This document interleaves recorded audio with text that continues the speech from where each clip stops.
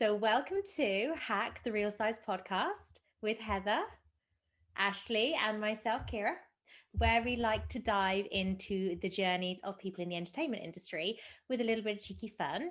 And today we have the fabulous writer, producer, actor known for films such as Imitation Game and Anna Karenina, as well as short films like Fortress Built in Nature, and of course, our favourite as Aldheim in The Last Kingdom, Mr. James Northcote. Thank you very much for joining us today. How are you doing? Not at all. Thank you very much for having me. I'm good, thank you. So the way it's going to work is I'll take the first little bit with just some questions, and Ashley the middle, and Heather the end. But are you ready to crack in with my ridiculous questions? I'm as ready as I'll ever be. That's good to know. Right, what is the oldest expired thing in your fridge?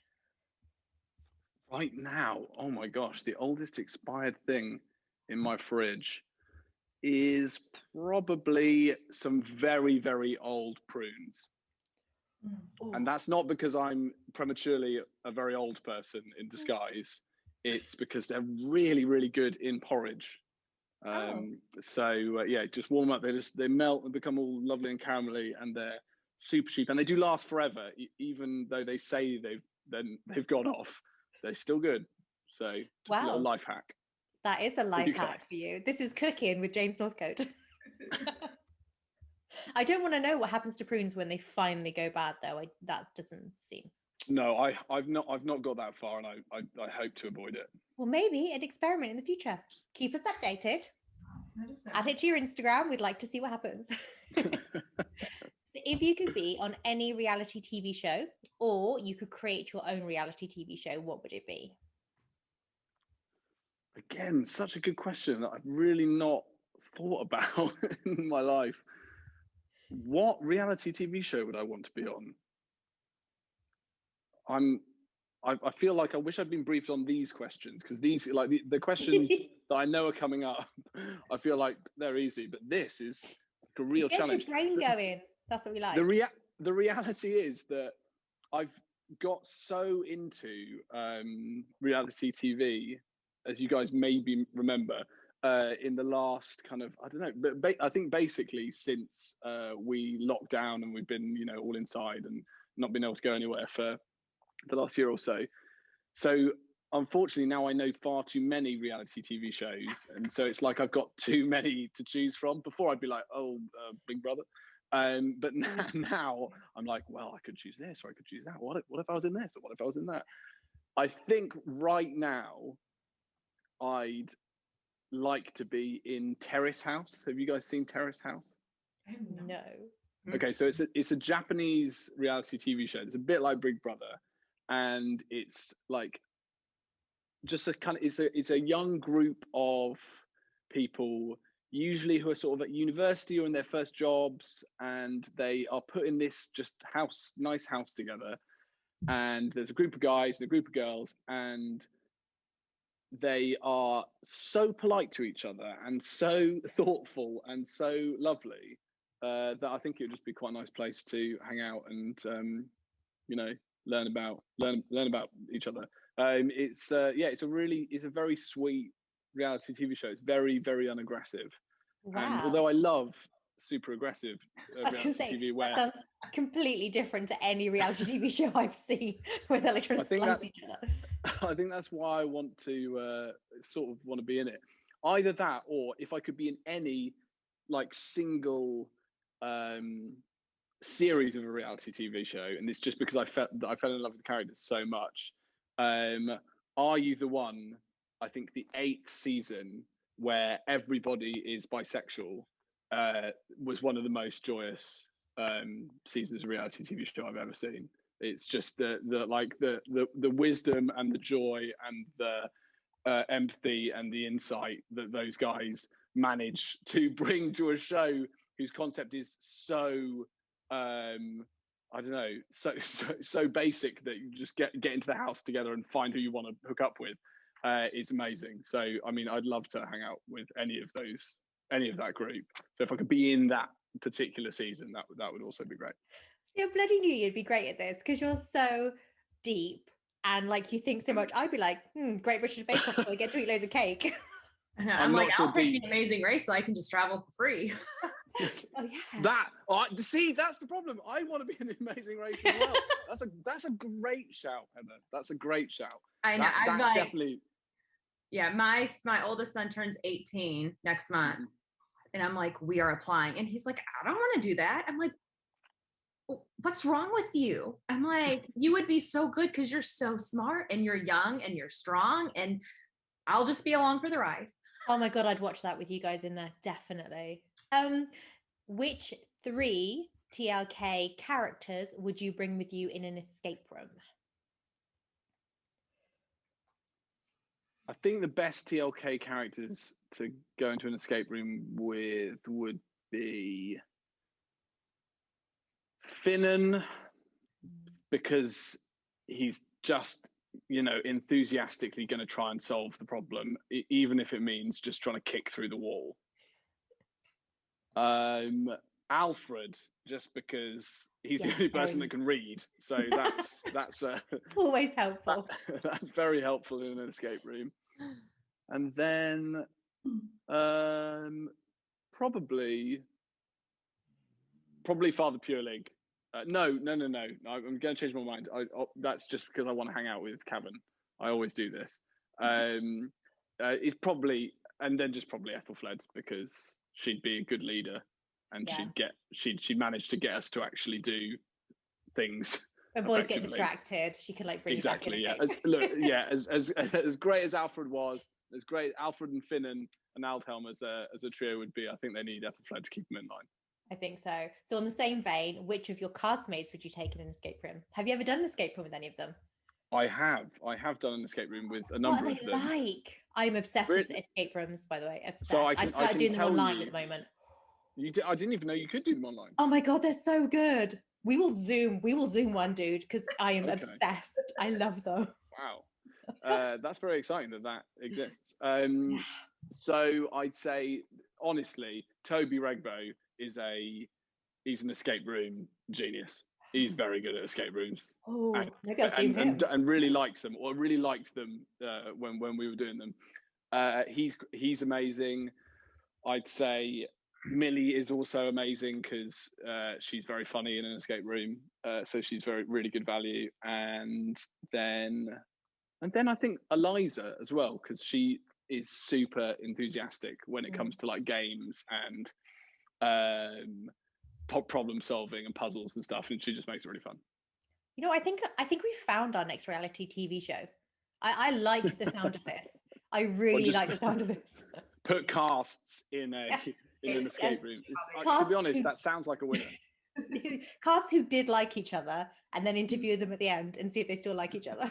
It's like first dates in an escape room. Oh, that would be such a good. Right, okay, that's my next plan. What do you love most about yourself? Oh, wow. I'm not sure. I'm not sure I can answer that question. What a difficult question. What do I love most about myself? Or what are you really proud of yourself? That was grammatically terrible. I'm sorry, but you know what I mean. I was going to use this as an answer to a later question, but I'm just going to use it now because it's true. I think I'm most proud of my relationship with my wife. I think that's the thing I'm most proud of, because I don't know, relationships are really hard, and I feel so proud to have found the person that I have, and to get to spend all the time that I do with her, and do the things that we do together and stuff like that. And she's pretty fucking awesome. So. And she is awesome. Yeah. Oh, that's such a nice answer. Oh. What would be your last meal? I do think about this quite a lot. Not because I'm worried that my last meal is coming up soon, I hope. But because what do you choose if it's going to be your last thing? I think my favorite thing in the world are, those I've just said it, those Chinese like fluffy dim sum buns that are cool. I think they're char siu buns. So they've got char siu pork in the middle, and it's like fluffy kind of bao thing around them. And my mum claims that she ate so much Chinese food when she was pregnant with me that I then came out of the womb just with a real kind of hunger for Chinese food. And it is sort of true. I do think it is some of the greatest stuff to eat on the planet. And char siu buns, I think I could eat hundreds of them if I was given the opportunity. So just the best char siu buns, just in a little lovely little steamer thing that they come in, and yeah, that I think that would kind of do me for sweet and savory as well. I'm a practical guy. I just Nice. let's do it all at once. Get it That's over pretty with. good. That sounds delicious. My mum's craving with me was Maltesers. So thanks for mum. That explains a lot. Oh yeah, you guys don't have Maltesers, do you? Basically chocolate. Okay, I was like, no clue what you're saying, but just So good. What's your favorite joke?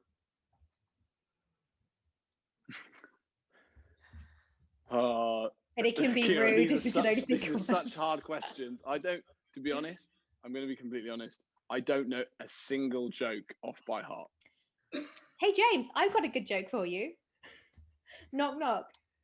Who's there? The interrupting cow. The interrupting cow. Who? Moo! hard-hitting questions. Oh wow! Wasn't that worth it? I'm I so love it. glad that was our second attempt at that joke.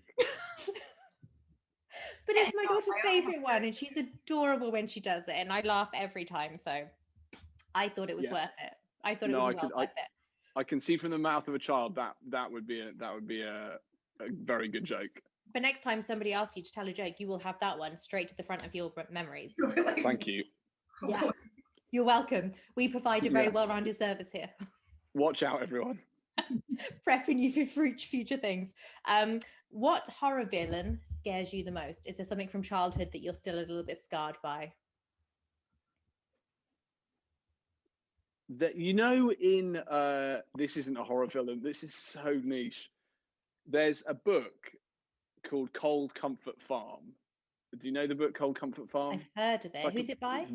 I can't remember, but it's very British. It's like a very British book. It's like some Molyneux or something. Anyway, the whole concept of the book is this reoccurring thing where I think the auntie or the grandma saw something nasty in the woodshed. And the phrase like something nasty in the woodshed is like a kind of is like this thing in English culture from a particular period that somehow seems to have hung on to me. And because where I grew up, we did have a woodshed, and I'd have to go and like walk the dogs out at night, like after supper. I was constantly afraid that there was going to be something in the woodshed. And even now, if I go back to visit my parents, which I haven't done for a long time, to be honest, because of the pandemic, if I go and take the dog for a walk, I am still semi-afraid that there's going to be something in the woodshed.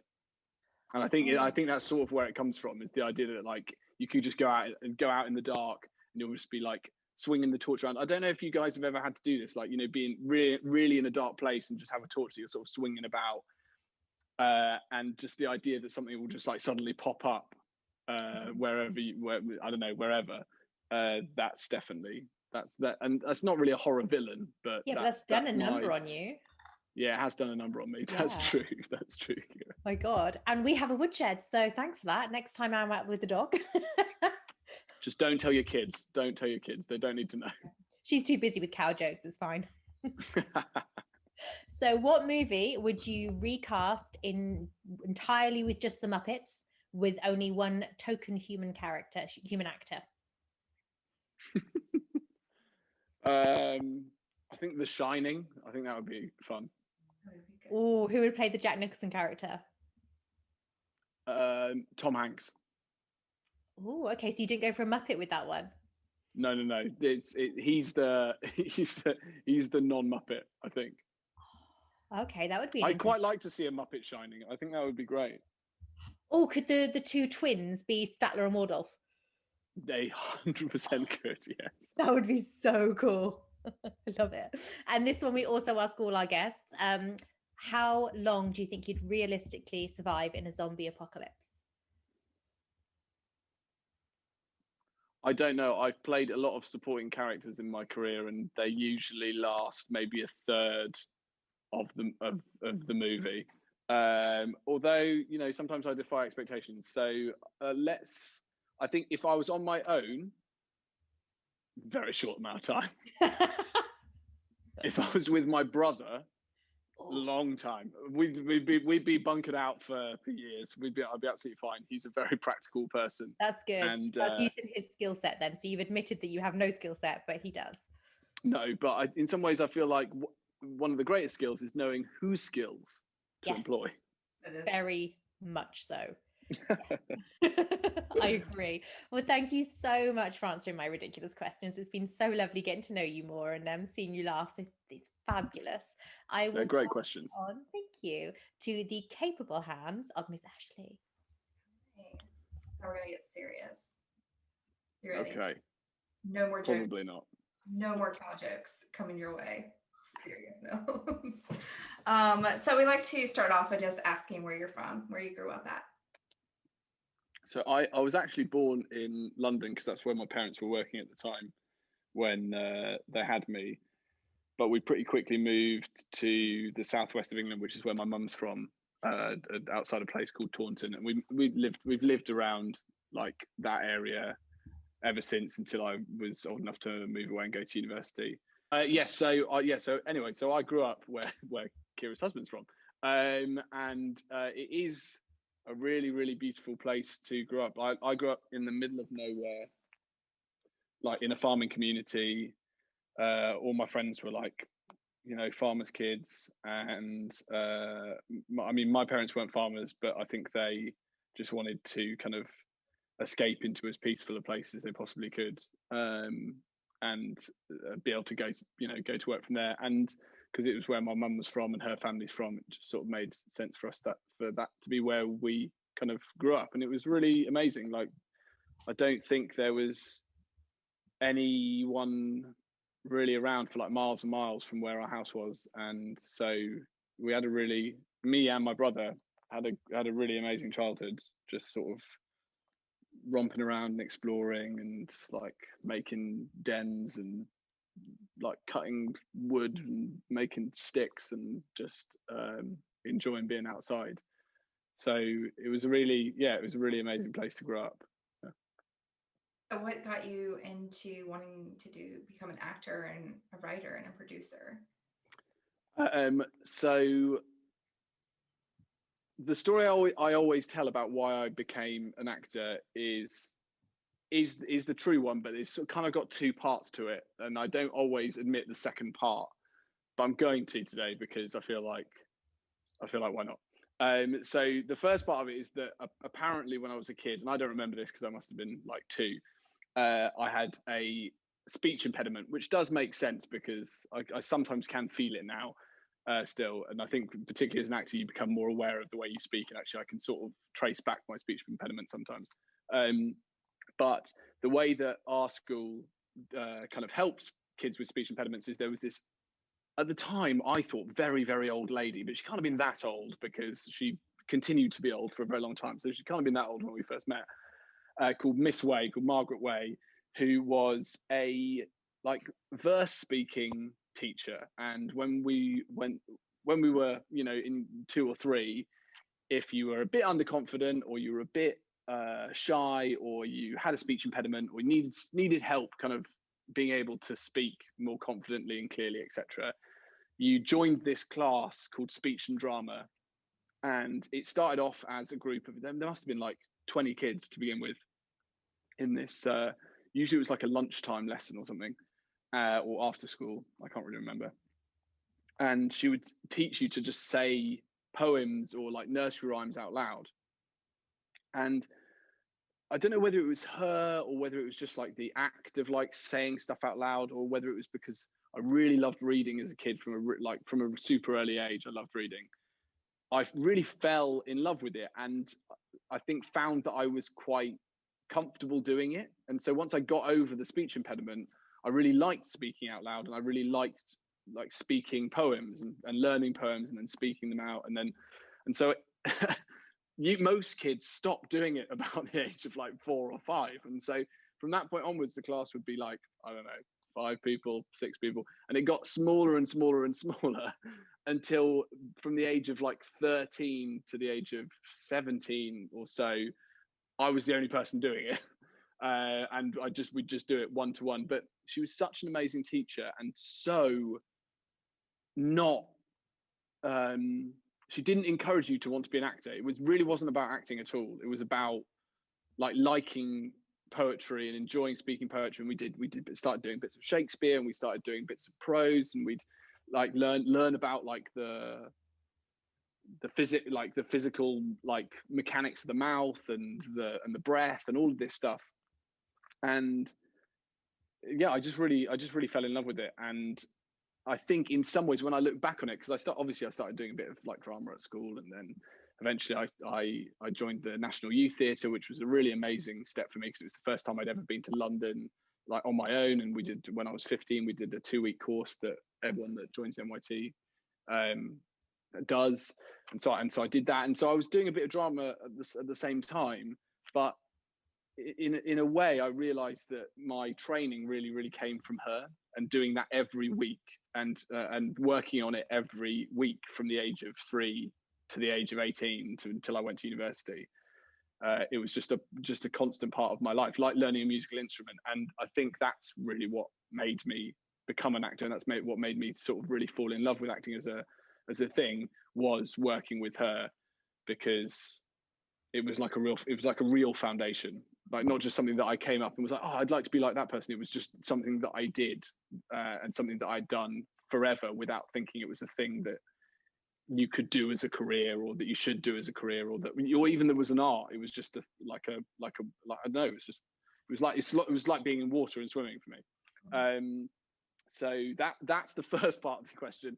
The second part is that when I went to university, I didn't really know that I wanted to be an actor, although I was doing a lot of like student plays and really enjoying that. But I really knew I wanted to be in the industry, because I loved film so much, and I loved going to the cinema. And that was something that actually came later in life, because obviously growing up in the countryside, there aren't that many cinemas just on your doorstep. So I didn't actually watch that many films as a kid. It really was something that I discovered myself later on. And so I was like, well, I want to get experience. I want to know what a film set's like. I wanted to join the University Film Society. And eventually, through the National Youth Theatre, actually, I managed to get a position of assistant director on a short film that was directed by Asif Kapadia, who's an amazing British director. Is now actually better known for documentaries. He made Senna and the documentary on Amy Winehouse, and recently did one on Maradona, the footballer. But at the time, he was also really well known as a drama director. And so I got to be on set with this guy, and like being on set with an amazing director and this like really young crew and stuff. I was like, wow, okay, filmmaking's amazing. And off the back of that, I met the producers of a company called Wellington Films, who are a really brilliant independent film production company in the UK that's actually based in Nottingham, and make films like London to Brighton, and a film recently called Calibre, which is amazing. And they offered me a third assistant director job on another short, and that meant they just wanted me to like help out. There really wasn't a role for me at all.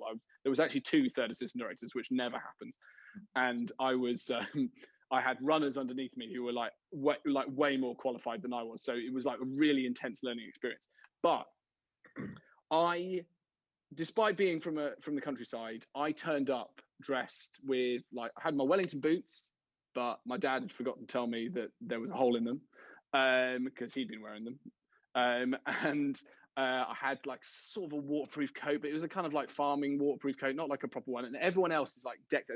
They've got like waterproof trousers, they've got like waterproof hats, and like gloves, everything that once you actually work on a film set properly, is just what crew have to wear to be able to get through a shoot.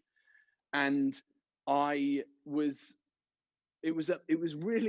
an incredible shoot to be on. It was only there for a week, and it was a really amazing group to work with. But I remember I was working with these brilliant actors from the Nottingham film workshop, and they were the only people that anyone wanted to keep dry.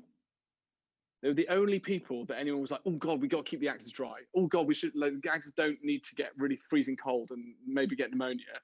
And I remember I was standing in the rain, like, I don't know, like getting people to move around or something. And I looked over at the actors who were in the warm in the car, and I went, I could try that. I could try that as well. Seems more comfortable. A little bit. Maybe I should try that too. And it was from that moment that I was like, I really want to get as much experience as I want on set, but I can see that crew is one of the hardest jobs on the planet and one of the toughest things to like one of the toughest jobs that there is out there, particularly in the creative industries. And I went, I am not ready for this right now. I'm going to see if I can. I want to see if I can be on the other side of the camera, because it looks like you don't get as wet as these guys. And that's kind of that's the second thing that sort of started it. Otherwise, I think I would have come out of university and just really gone against super, like, looking out for more places to assistant director on, or run on, or be like really trying to learn the ropes within the crew. But it's because I got on so well with the actors, and I already had this sort of love for acting that I went, don't why are you just pushing that away? Like, you love acting, like, see if you can be an actor. And I think it was partly that I didn't really believe it was possible, and that I really needed to do something that was more like hard grafty work, and like crew really is hard grafty work. And that short film convinced me otherwise. So you talk about going to university. Did you go for theater, or did you? We call it majoring, but what do you guys call a degree? What do you guys call it? Yeah, I mean, we only do 3. You guys seem to do like loads and loads of years of college, and that maybe is probably a really good thing. I did 3 years majoring, I guess, in English literature. So that's what I majored in. And that in itself, I think, was like a kind of good thing towards me wanting to become an actor, because you spend just loads and loads of time reading plays, reading poetry, trying to understand it, trying to get it under your skin. So I know a lot of people actually who I went to university with who did that course and then subsequently became actors or went on to like work in the industry. It seems to be quite common. So how did you navigate through the early years? Just coming off with an English degree, literature degree, how did you kind of get in? You saw them and you're like, I want to do that, but how did you get into doing that? That's a really good question. The real practical answer is that I was incredibly lucky. That's the first, like, getting into the industry, I was just madly lucky, because I was doing some student drama. I was doing a really cool production that I felt really lucky to be part of Romeo and Juliet, and we did 1 week like performing in the proper theatre in Cambridge, like the actual theatre that like the public went to rather than just students went to. And I was playing Mercutio, which again I think is still maybe my favourite part in all of Shakespeare. And really luckily, a group of agents, I think because they were related to, or one of the agents was related to somebody who was involved in the show, came to see the show. And I got this really mysterious phone call sort of near the end of the week from these people who claimed to be an agency and didn't have a website. I was like, I don't know if this is true. There was a lot of rumors at university that when agents rang, that it was because they wanted you to get into pornography. So everyone was like, "Ooh, careful, be very careful." And it turned out they didn't want me to get into pornography. I mean, maybe that's a shame, but I don't know. But actually they wanted to represent me as an actor, or at least talk about it. And so I had these couple of years whilst I was still at university where I was sort of talking to this agent who sort of was interested in representing me. And somehow I kind of managed to convince them that they were interested in the end. I won't go into how, because it's sort of embarrassing, but is it linking back to the whole pornography thing? Because if it is, we really need to hear that. No, unfortunately, no, not at all. Not at all. Okay. Not at all. Although some of my work could be termed as something pornographic later down the line. But so I signed with them, and that was amazing. And I got my first job through them, and that was within about, I don't know, 9 months of graduating. I managed to get cast in my first film, in a kind of supporting role, but with a director that it was a dream for me to get to work with, a woman called Andrea Arnold, and so that's kind of how it started. But but in some ways the main way that I navigated like getting into the industry, I think, is that I tried to find people I wanted to work with, and kind of tried to either stick by them or go after them, if that makes sense.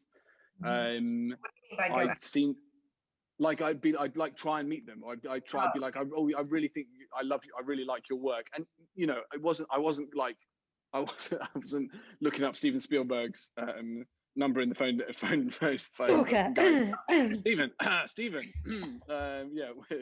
I really love your work. It's really great. Would you like to let's have a coffee? But just like people that I saw around, or who I saw the shows of, like writers or directors, and it was helped by the fact that I did a really amazing project that they also do in America, that the old Vic used to do. I think they still do it, called the 24-hour plays. Because being part of the National Youth Theatre, or being part of any youth theatre, is amazing because you meet loads and loads of other actors. But I think one of the problems you don't have in those groups is you don't get to meet writers or directors or producers, and so you don't get to meet the people that actually are the other side of making that work. And the amazing thing about the 24-hour plays was it literally was a group of actors would be paired up with a writer, a director, and a producer, and you'd make a show within 24 hours and then put it on. And you'd also meet all of the other groups that were doing the same thing. And it became an amazing network of people to do readings with, or get to go and see their work and get to talk about what they were doing, and maybe end up working with them later down the line. And there was quite a few relationships from that really became super important for me, particularly in the early years of working. So I think like that experience, and then realizing that was something that I needed to chase. I needed to find other people I wanted to work with, and actively seek for people I wanted to work with, was kind of one of the most important things I kind of found for finding my way into the industry, and finding my way into the industry in a way that I could actually find my own place slowly. Although who knows if I have yet, but like just slowly finding somewhere that I fit. Yeah. And so you're doing that on your own. What are you doing with your agent? Is they're just getting you jobs on the side and kind of working your way through it and then doing that, or how's that relationship? So I started out with the agency that found me at university, and they're brilliant. I'm not with them any longer, but that's partly because my agent actually left to follow a different career later down the line. But she was amazing, and she wasn't much older than me, maybe like 3 years older than I was, I think. And she was brilliant because she particularly right at the beginning of my career really fought my corner and really did believe in me and wanted me to succeed, which obviously all agents should do, but not necessarily all agents can. Not necessarily all agents have the energy to really fight for every single one of their clients with the same level of passion that they do for maybe the ones that they really believe in. And I just felt very lucky to be one of the ones that she really believed in. I think, again, because she was starting out in her career in a similar way. So, but at the same time, I think she knew, and I knew, that just as much as she was going to be going out there getting me work commercially, I had to sort of do my own work to try and find opportunities that weren't necessarily commercial, but that might turn into commercial work later down the line. And I think that, again, that was something that I learned from other actors. Like, I remember there's an amazing actor called Samuel Barnett that I worked with really early on. He's famous for being in the History Boys, but he has an amazing career. He was Dirk. I don't know if you know the Dirk Gently franchise of he played Dirk Gently. He's an amazing actor. And he said, I remember when we first worked together, he was like, "Your agent's not for getting you work. Your agent is for like helping you like do the work that you get." And helping you like organize how that works. But he's like, but really, like 60% of the time, the work that I do, I get, and then they help me sort of secure. And I remember that so clearly, and I still think it to this day, that there is definitely at least 50-60% of any kind of actor's work or artist's work is going to have to be self-generated. And like the best agents can get really involved in every single aspect of your career, But most agents just, you know, it's a really commercial world, and they have their eye on their prize, but you also as an actor have to have your eye on your prize, and they will line up beautifully at moments of like great opportunity, but other times you're kind of doing you're on two different kind of pathways, and just keeping in touch as much as possible. So I think that's that's the way that I started working with an agent. It's definitely the way I continue working with my agent currently, who's great, and who definitely very much encourages me to, you know, to produce, to create stuff, to find relationships that I want to develop, and that kind of thing. That's really interesting, because a lot of people, I mean, we're kind of always told, if you want to get work, you need to get an agent, you need to get an agent. But the idea of going out and getting your own stuff 50% of the time, and you have an agent for the other 50% of the time, or it not being at 100% necessity to have an agent, you can still work, or you can still get roles. I mean, that'll be music to so many people's ears, because it's sort of drummed into you that you can't do anything until you have an agent. So that's really lovely. Thanks for sharing that, because that's no one's really said that before. So that's really, really important. That's really interesting, because I was looking at an example. There's a guy.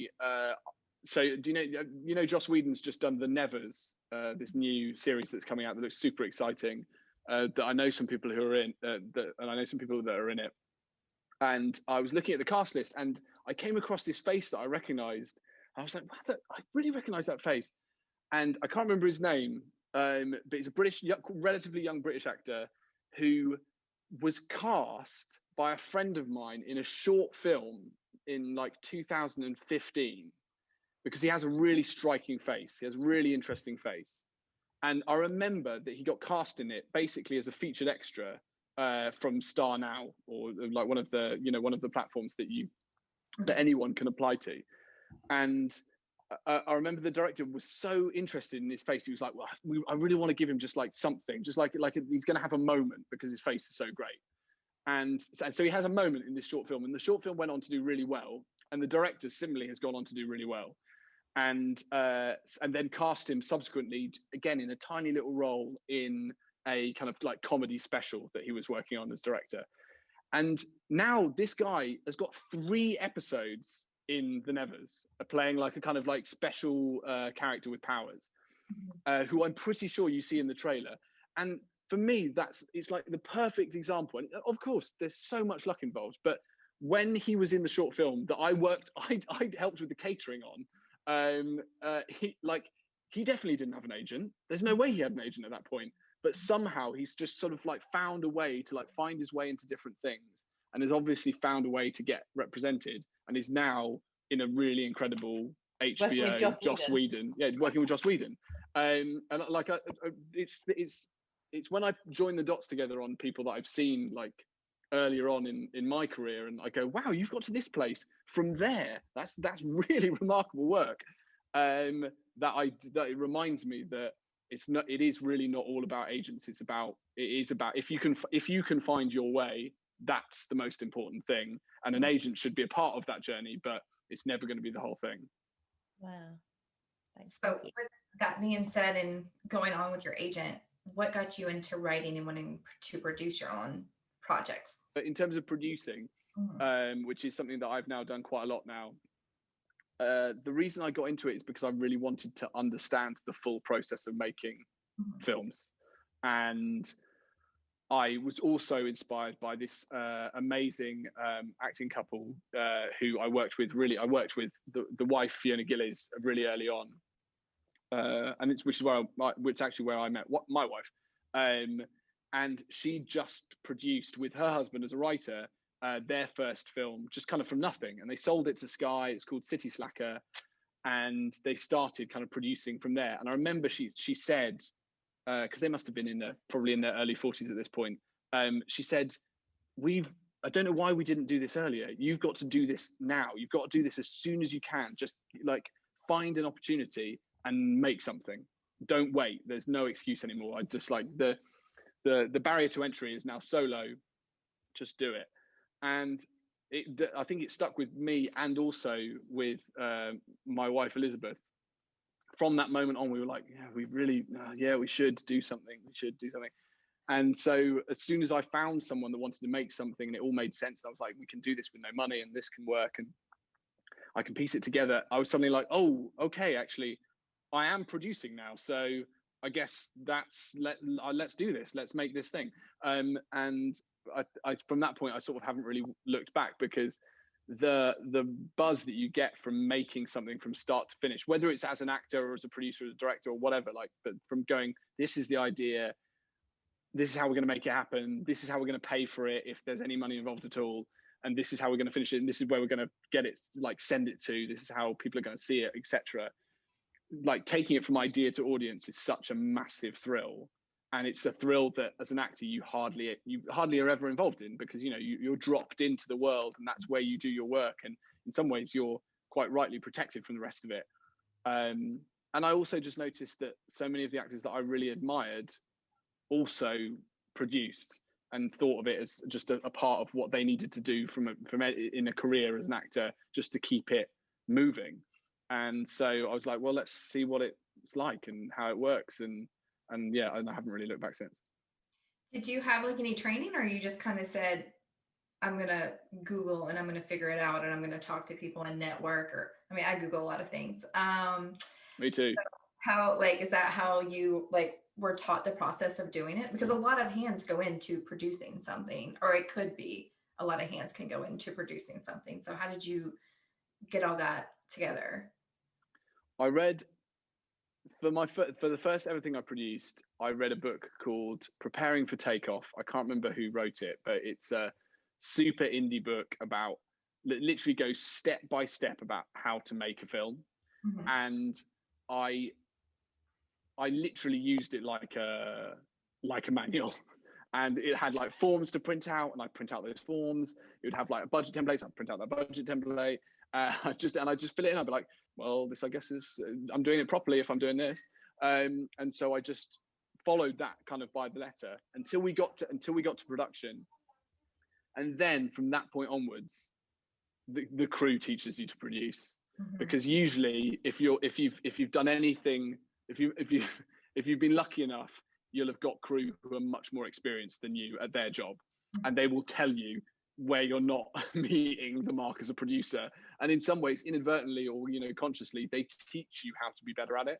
And that's been the case in every single film that I've produced. And there's definitely been times when I brought on line producers or other producers who I know are way more experienced than me, because I'm like, you're going to teach me the stuff that I don't know. And I want to work with you because you can teach me the stuff that I don't know, and will probably never know as well as you. So really, it was a combination of reading as much as I could, and then trying to surround myself by people who were much better at it than I was, that could hopefully rub off a bit on me. And it's such an intense environment. Yeah, you learn pretty quickly. So I have a billion things still to learn as a producer, 100%. But the amount you can learn just by making a couple of films with a couple of experienced people is a lot. Thank you. Yeah, I just like to ask that because I feel like a lot of people that I've interviewed, or if I've been in classes, it's like, oh, I went to school and I did this. And I just like to show and highlight that you don't have to go to 3 years or 4 years or whatever in the US to do these things. You just have to have the will and the want to do it. That's completely true. With that being said, I'm going to pass you off to Heather, who's going to ask you about preparation and audition and all that kind of fun stuff. Great. So how do you prepare for your day on set, whether it's as an actor or as a producer? How are those routines similar or different? So I'm not the kind of person who can roll out of bed straight onto set as an actor or a producer at all. I'm really rubbish at that. I know some of the best actors I know are really excellent at literally just like waking up with their pillow, getting into the car, and arriving on set, and they turn up the freshest, most prepared people I know. I have to get up and think about what I'm going to do, probably make myself a coffee, and so it doesn't matter even if I'm called at like 5:45 or like 5:30. I need to then be up like an hour earlier to do a bit of yoga, get my head around the day, make myself some breakfast, just get myself into being awake, and then I usually fall asleep in the car after that. But it's the same sort of with producing. For me, particularly producing like indie shorts and the kind of stuff that I've made, I always feel like I've got to be the person up first, so that I'm the one who's in and around and responsible before anyone else is awake. And it can be so exhausting when you're making something, because you're usually the last person to bed as well, because you want to make sure that everyone else is happy and fine and got to their accommodation or whatever it is. So with producing, my preparation is just get as little sleep as possible and hope that it's okay. And with acting, it's very much try and get as much sleep as possible, but make sure that there's enough time before you get to set for you to kind of get yourself together and get your head around what it is you want to be doing, so that there's no rush. I hate having to rush into something creative. I need to be better at it, to be honest, because being able to rush into something creative is a real skill and something that I kind of want to learn to be able to do better. But I just love being able to give myself a little bit of a ramp into anything that I do. So lockdown, you have been very creative during this lockdown process. You guys did a short film. Mm-hmm. How did you come up with the idea? Well, I mean, it's very relevant to the real life. When I saw it, I was like, did you come up with the idea for it before the pandemic even started? Or did it start and were you like, this would be a really good idea to share? We came up with the idea for This Fortress Built by Nature because the idea came to us from the director that we've worked with quite a few times, Patrick Walsh, who's an amazing creative person and always has something that he wants to be doing, as to be honest, most directors do. And I think he was so angry with the situation, and he reads so much, and particularly reads the news and is incredibly well informed. So I think he was just reading about what was happening and just reading a lot of investigative journalism about the pandemic and the way it was being kind of managed. And I think he got so angry that he was just like, I need to write something. And so he wrote something, sent it to us with the caveat that was, you're not going to want to make this. I know that, but I just need to get this off my chest. So I've written it and I'm sending it to you to get it off my chest. And I think maybe subconsciously I was, and Elizabeth was the same, really angry and frustrated about the way things were happening in the UK. And we realized that we're really lucky to have a team of people that we've worked with quite consistently now, and who also just are really, really committed to making stuff just whenever and whatever the situation, whatever the circumstances, that we got in touch with them and went, should we just make something now? I know it's going to be really difficult and we're going to have to wait until the first kind of moment in the lockdown that the restrictions are eased enough that people see it as safe, and we're going to have to follow all these crazy rules, and it's going to be really, really difficult, and it's going to be one of the biggest challenges we face, but we're going to keep it small and see if we can do it. And all of them wanted to do it, so we were like, let's do it. I think that's really where it came from. And I think for me, a lot of the time, maybe rightly or wrongly, where a lot of our projects come from is you talk to some other people about it, and if it makes sense to them and they want to do it and everybody is in agreement that they want to do it, you go, well, we've got no excuse now, everyone wants to do it, so we've got to do it. And rather than thinking, oh, is this the best thing we should do with our time, we're like, well, it's what's happening now, so off we go. Let's go and get a location and a camera and all the other things that you need. Yeah, that's how that happened. But it's kind of, even though it was in a pandemic, it happened in a very similar way to a lot of the stuff that we make. How long did it take you guys to make it? It was really quick. It's the quickest thing we've ever turned around. I think we got the script in maybe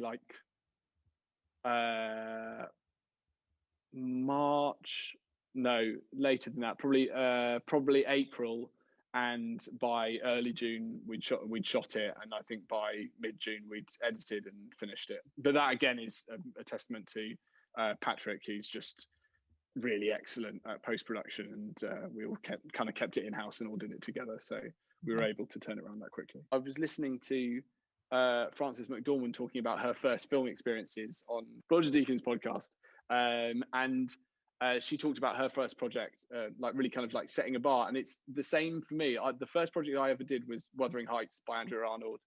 And I think it was a really interesting first experience of making film or working in the industry, because it was quite low budget. It was with a now at that time quite well-known filmmaker, and yet it was such a family, and it was so low key, and most importantly, the level of commitment that the cast and crew showed to their jobs was mad. Like it was not mad. It was just the bar was so high. Whoever you were, whether you were the producer or the cinematographer or like anyone right at the top, would just make sure they got absolutely soaked, absolutely frozen through to their bones, if that meant they got the shot, if that meant they got the scene, if that meant that they got what they needed. And Andrea as well, like would slide through mud, snow, sleet to get to her scene and be there with her actors. So I remember being like, oh, okay, so making a film just means absolute love and desire, and you just have to, like, in order to be part of that, you have to just want it. So you have to be in love with it. You have to be in love with it, and you have to commit 100%.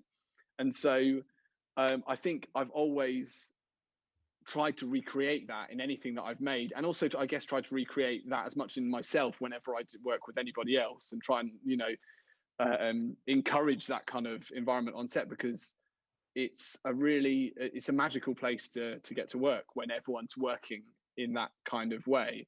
And making this Fortress Built by Nature with the people we did, with Chris Georges, the gaffer, and Phil Arntz, the cinematographer, who I've worked with now many times, and our friend Fiona's son, who was one of the runners. Like, everyone just was so committed, and everyone looked after each other, and everyone wanted to look after each other and wanted to keep each other safe. And so it was actually a really amazing project to get to do, because the stakes were really high. We had to be careful. We had to look after each other, and so it made us do the best work we could, because we wanted to do it for each other, if that makes sense. So are you, and I'm gonna have to ask this because Keira, Ashley, and I met through the actors community, and we were fortunate to be able to take one of your classes, which was outstanding. Are you going to be offering any more classes, like when things calm down and you're not as busy? 100%. I want to be able to go back to teaching as soon as I've got a break in my schedule and there's opportunity to do that. I love teaching so much, and teaching online. I think that's one of the things that a lot of people in our industry realized during the pandemic, is that you can really learn from each other online, and you can really and you can also really teach online. And so there are all these amazing, like, I've learned from amazing people online over this last year or so with the actors community and on other platforms. So I don't think I hope that's going to be something that doesn't go away when we get back to real life or normal life or whatever that's going to be like, because I think everyone's worked out that you can share knowledge and learn from people and take classes in a way that is just as valuable as traveling to LA to do it, or traveling to Berlin to do it, or London, or wherever.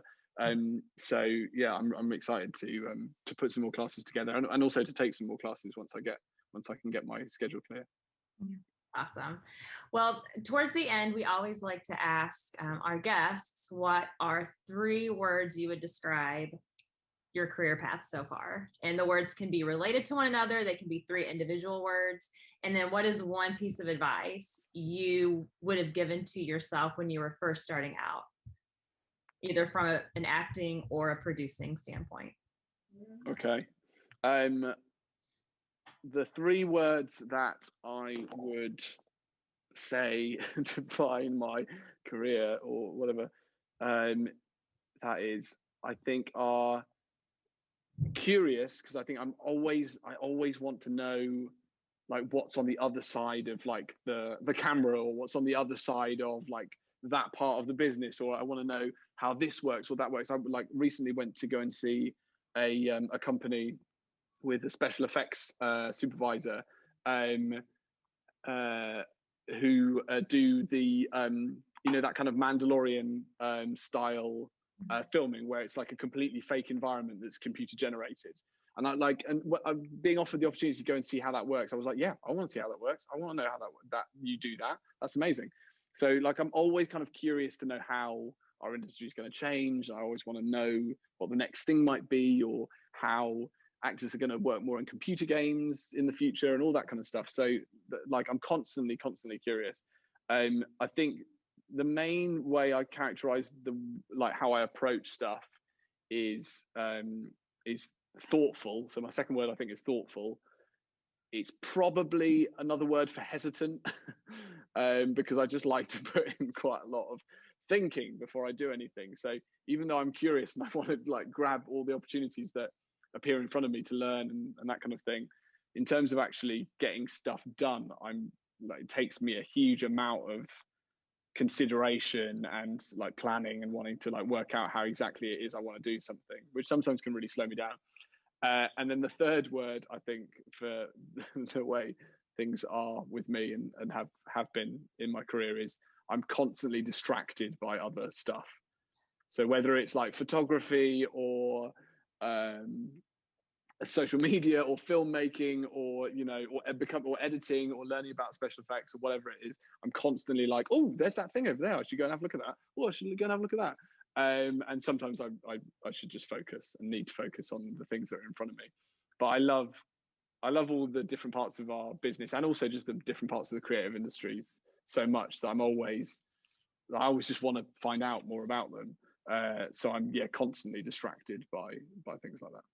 Did you always want to be what sparked your interest in photography? Was it always there? Because I noticed on Instagram you post like these beautiful photographs. Thank you. That's very that kind. you took. Like, I'm like, these are so pretty. Like out of metal, right? You said you just took metal, but you've done things with cameras too. But the latest is the metal, right? And just some chemicals, or how did you guys make those pictures that you? Oh yeah, wow, yeah. The tin types and the glass. The glass, can't remember, the glass plates that we made. Well, we made those with a photographer sort of near Taunton, down in Devon, called Stephen Raff, and that was amazing. That was something that we did in the lifted period of lockdown. I got to go down and do a workshop with him, because I'd met him on Instagram and really wanted to work with him.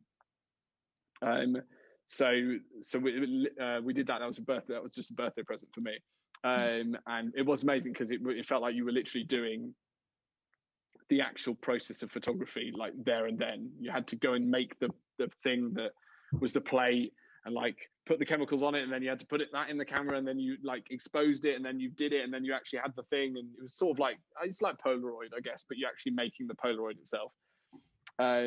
So that was an amazing experience. But in terms of how I got into photography, I sort of got into photography through filmmaking, because my parents took photos of us as kids all the time. They loved, like, I think they were good photographers. And actually, in my past, like my grandfather on my dad's side and a lot of his relatives, like photography was just like the standard hobby for them. And he took thousands and thousands and thousands of photos of, and this is like back from like the 1920s all the way through to the 1970s.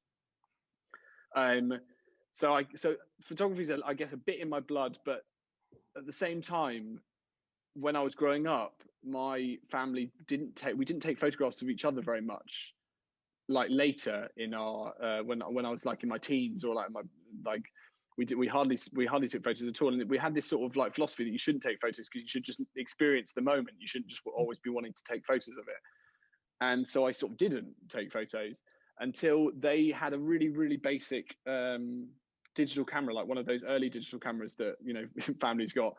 And I realized that there was a movie function on it. And so I started making these really pretentious, really abstract films out in the countryside, where I'd go and I'd like film a rope falling out of a tree, and then I'd film the TV where a plane was like going past when it was during the Iraq War, and then I'd like film a painting, and I'd film the fire, and I'd film all these things and cut it together, and be like, wow. And I'd add some really dramatic music, and I'd be like, wow, I'm a filmmaker. I must have been, I don't know, like 13, 14 at this point. You still have those? Do you have them saved? Somewhere. I like, there's a catalogue of like really terrible film artifacts from my teenage years that I really hope will never see the light of day. You should do a remake of like one of your early films, but that's budget this time. And then I also wanted to ask, because I forgot to ask this during my section, but Bulk, you did a documentary with that on the movie Bulk. Like, how did you guys brainstorm that? Was it just you guys talking around? You're like, this would be really cool, because I think that was a really interesting. Thank you. Again, that's like some ways similar to my answer to Heather about how we made This Fortress Built by Nature. It like Cavan, who plays Father Pureleg in The Last Kingdom, I've got to know really well, and he's an incredible actor, but he's also an amazing filmmaker, and he's produced, he's written, and he's made films, and he used to run this incredible thing called the Sunday Film Club with a lot of his friends, where they make a film every week. And so I actually just approached him because I wanted to photograph his journey of this body transformation, because I'd already kind of I know a fitness model called Rue Wickman, who's not a fitness model anymore. Actually, he's a tech entrepreneur, but he used to be a fitness model, and I actually started making a documentary about his process, because I found the process of wanting to transform your body aesthetically so strange and fascinating, and like the psychology of that I've always kind of been drawn to it as an idea, and like trying to express to people what it is that someone goes through or wants to go through to do that. And so when Cavan told me about it, I was like, let's make some photos of it, and he immediately went, yeah, let's also film it. And I was like, oh god, okay, yeah, well, we can film it as well. I'm thinking, like, how am I going to film it? How are we going to do it? But because he's got such a great sense of making films and has a lot of experience making films, we just kind of made it together, and it was his input that was like, let's make this also a documentary. Let's follow this all the way through, and yeah, let's take the photos. That'd be great, but let's also just document this as much as we can in every format that we have available to us. And so that's kind of how that happened. It was just a kind of collision of the thing I wanted to do and the thing that he was like, oh, but we can also do this too. And his support, and just the fact that he was such an amazing collaborator and subject. And I think that's very rare when you get to make a documentary about someone that is also made by them, if that makes sense. So that it was kind of a really unique experience from that point of view for me. Awesome. Sorry, I think I hijacked Heather's last question about the advice. Sorry. No, it's totally fine. Oh yeah, no, that's fine. This is the advice for like starting out in an acting career, or a career in film or television or theatre or whatever, that I think I've come to really recently is, when you're starting out, it's really important to listen to people's advice and to take people's advice and get like good advice from people you trust. But I think as quickly as possible, you need to realize that nobody's opinion really matters about what it is you should be doing. And the only person that really should be steering like your path towards whatever it is you want to achieve should be you. And if you want to go for something, you should go for something, even if someone goes, it's not really the time for that for you now, or don't maybe do that yet, or you need to train a bit more, you need to do this, or you need to do that. I think one of the most important things to have as someone in our industry is a belief in yourself that in the end it's your vision of your career that's important, not anybody else's. And that includes your agent, and that includes maybe the directors you work with, or the casting directors you meet, or whatever. In the end, the only person that's really important in terms of steering that ship is you. And you should just try and steer it with as much confidence at every point of your career as you possibly can. And this is a massive cliche, and everyone talks about it. But I think the most important thing to remember in doing that is that if it's going to be a good career, it's going to be a long game, and you're not going to just become super successful at a particular age, or you're not going to become successful at the age that other actor that you've noticed that you admire did, And if you don't become successful by that point, then there's no point carrying on. And, you know, you might as well give up because you're not Timothy Chalamet yet, or you're not Marlon Brando yet, or you're not Marlene Dietrich, or you're not, any of all the amazing people that like achieve incredible things at an early age. Is that you should just believe that there is going to be a path for you, and if you want to keep following it, you should, because the path will be there, and it will kind of make itself apparent. That's really good advice. I like how you just touched on too, just the long game. You know, don't worry about how old you are, where you're at this point. Just keep going. Yeah. You didn't ask me about my harshest rejection, and I had like a good answer to that. What was your harshest rejection? Yeah. So again, I'm going to give a two-part answer, because my harshest rejection and the worst audition and harshest rejection are two completely different things for me, because I think the worst auditions are often the funnest auditions, because they go so badly that you're just like, well, that was just like a good story. That's all that is now, a good story. Whereas the harshest rejections are actually usually the ones where you get closest to, and that you feel you would like literally like centimeters away from actually achieving. And so my worst audition was, I like really soon after graduating, I got asked to come in to audition for the musical Loserville. And I'm okay at singing. I used to sing in a choir. That doesn't necessarily qualify me to be in like a musical like Loserville. And I begged my agent. I literally said, please, please, please don't send me for this audition. My agent said, no, I really want you to go so I can find out why they asked you to be there. Brilliant. Thank you. I can't wait to find. I can't wait. Let's do it. So I went in and I'd prepared my song. I couldn't sing it at the right pitch, so I'd like transposed it down as far as I could.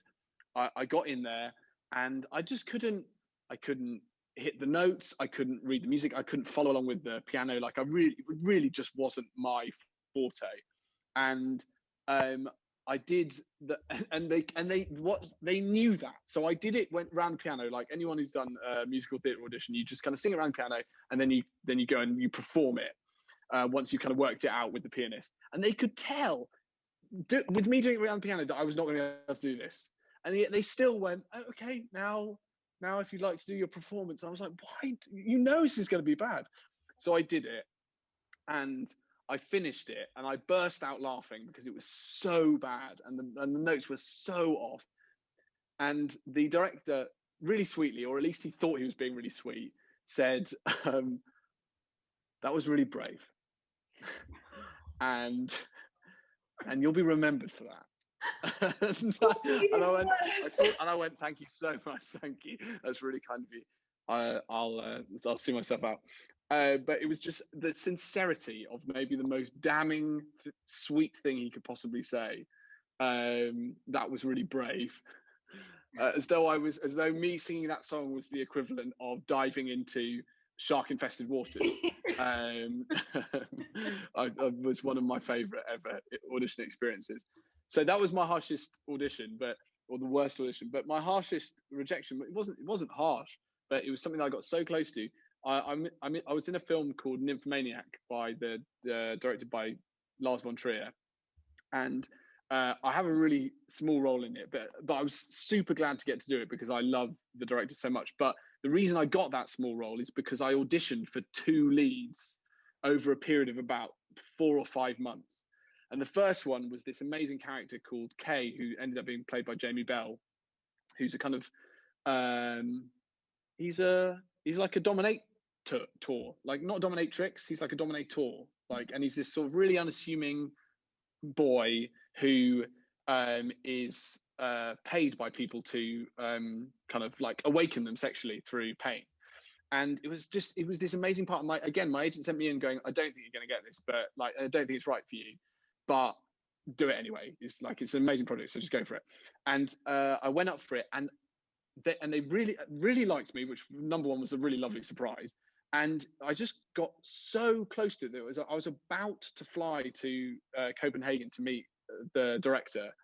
And then suddenly Jamie Bell became an option, and then suddenly also didn't want to do it, apparently. And then was kind of there was this dance about whether it was going to be me or whether it was going to be him or whether it was going to be him or whether it was going to be me. And in the end, it went to him, and he does the part amazingly. It's one of my favorite performances of his. So like, it's stunning work. But it was so close. And then they were like, okay, great. Actually, there's another character who's actually the lead guy in it, who we'd like you to see for, because we really liked you. So you'll go up for that. So again, I did like round after round after round for that. And again, I was about to go to Copenhagen, and then Sheila Burf suddenly was interested, and so Sheila Burf then got the part instead of like ahead of me. And I was like, damn, this is tough. I'm losing out to Jamie Bell and Sheila Burf, both very good people to lose out to be fair. But literally by like millimeters, I'm like so close to it, and then I'm just like, ah. And so I think that was the hardest thing, even though I then still got to be part of the film, still got to be in the film, which was amazing. I'm not gonna lie, I don't think if you'd got the part of Shia LaBeouf, I don't think I could look you in the face right now. So, because I've seen them, at least that's something. So I'm relieved. Thank you. Well, that's my consolation prize, I guess. So there you go. See, you know, that's what you're doing. I hope that it's brightened up your hard day a little bit. Oh, it's been lovely. It's been a lovely end to the day. Thank you. Thank you so much for coming to speak to us today, James. And hopefully we'll get you back on again in future when you've got something new to talk about. That'd be fabulous. Thank you. I'd love that. Thank you. Bye. You take care.